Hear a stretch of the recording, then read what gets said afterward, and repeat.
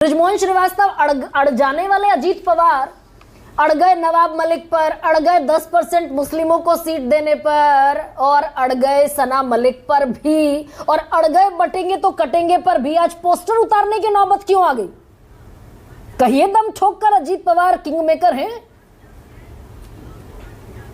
देखिए, king maker वाली बात पे आदरणीय नवाब मलिक साहब ने कहा था, उस समय मैंने आपके चैनल पे इस बात को स्पष्ट किया था। उनके अपने चूंकि वो अजीत पवार के प्रति उनके मन में बहुत ज्यादा सम्मान है, तो उस भावनात्मक तरीके से उन्होंने उस बात को कहा था। मैं उस बात पे ज्यादा बात नहीं कहना चाहता।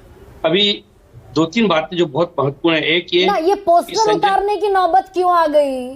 किसने लगा दिया और किसने कहा कि भाई उतार दो, गड़बड़ ज्यादा हो जाएगी, ज्यादा नहीं अड़ना। बेटा गड़बड़ से जुड़ा हुआ नहीं है गरिमा जी। देखिए, हम लोग एक गठबंधन में है, वो गठबंधन में अब हर एक की अपनी सीमाएं और मर्यादा होती है। हम लोगों ने उसका ध्यान में रखते हुए अगर ये फैसला लिया है, तो मैं सोचता हूँ ये उपयुक्त फैसला है। मेरा कि इससे अलग हटके एक बात कहना चाहता हूँ। अभी अगर जैसा कि विपक्ष के साथी हमारे बोलते हैं कि 160-165 सीटें जीतेंगे, हम लोगों की तरफ से दावा होता है, दावा किया जा सकता है जब दावा हो रहा है तो कि हम 175 सीटें जीतेंगे, तो कुल मिला के 335 सीटें हो जाती हैं और कुल 288 विधायकों को चुन के आना है। तो इस प्रकार के जो दावे हैं, ये मैं सोचता हूँ कि शायद चैनल पे बैठ के करना तो बहुत आसान है, पर इसकी हकीकत का अगर मैं मूल्यांकन करूं तो उसमें हम लोग ये देखते हैं कि जो हमारी योजनाएं थी, जो वायदे हम लोगों ने जनता के साथ किए, और जिस प्रकार से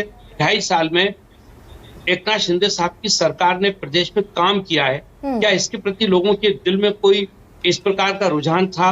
क्या उनके तो इन्हीं 5 साल में महाराष्ट्र ने बृजमोहन श्रीवास्तव, इन्हीं 5 सालों में महाराष्ट्र ने वो भी तो देखा जो कभी नहीं देखा इतिहास में।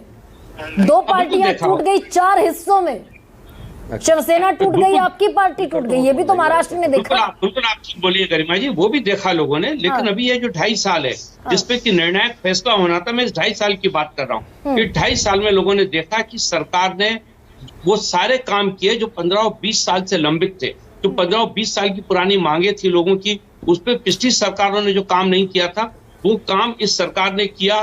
फैसले लिए, वो खाली फैसले तक अपने आप को सीमित नहीं रखा, उनको इम्प्लीमेंट भी किया, और लोगों को ये विश्वास हुआ कि इस सरकार ने जो वायदे किए थे, जो पुरानी मांगे थी, उनको पूरी ताकत से जमीनी हकीकत में परिवर्तित किया।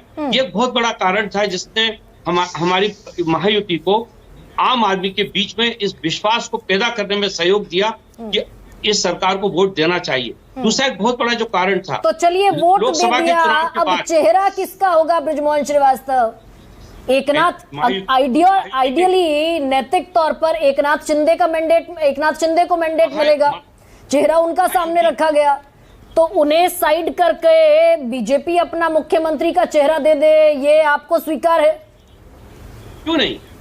गठबंधन में अगर सारे लोग मिलकर आदरणीय एकनाथ शिंदे साहब का नाम लेते हैं तो क्यों नहीं स्वीकार होगा? ना, मैं कह रही हूँ बीजेपी कहे भाई हम लार्जेस्ट पार्टी हैं, हम देंगे अपना मुख्यमंत्री का चेहरा।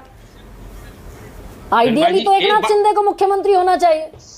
गरिमा जी, एक बात तो तय है कि जो भी मुख्यमंत्री बनेगा वो महायुति का बनेगा, महायुति में से बनेगा, और वो व्यक्ति महाराष्ट्र को लगातार समृद्ध करने के लिए, महाराष्ट्र को और नई ऊंचाई पे ले जाने के लिए, देश के सबसे बेहतरीन राज्य में बनाने के लिए रात दिन एक करेगा, ये मैं जरूर कह सकता हूं दावे के साथ। अजीत पवार ने विड्रॉ कर ली अपनी कैंडिडेचर।